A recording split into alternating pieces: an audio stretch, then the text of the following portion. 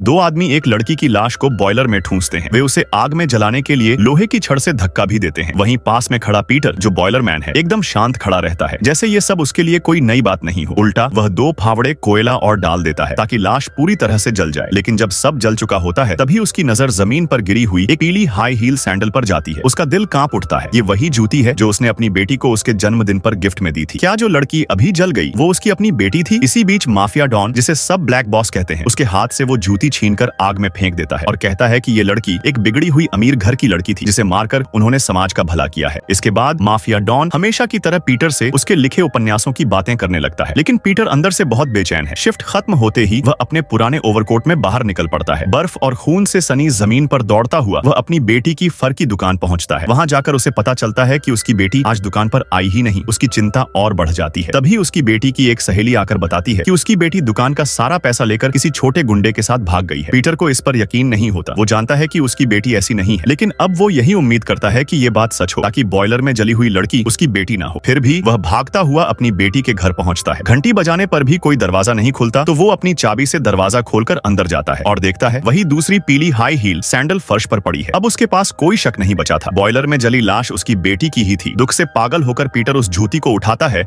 और उसे भी आग में फेंक देता है। फिर अपने पुराने कपबोर्ड से सेना की पोशाक निकालता है और ये बूढ़ा सैनिक फिर से युद्ध के लिए तैयार है। बर्फीली हवाओं में वह आगे बढ़ता है, परंतु उसे समझ नहीं आता कि उसका पुराना दोस्त माफिया डॉन, जिसने कभी कोई लड़ाई नहीं लड़ी, कैसे इतना बेरहम हो गया कि उसके सामने ही उसकी बेटी की लाश जला दी।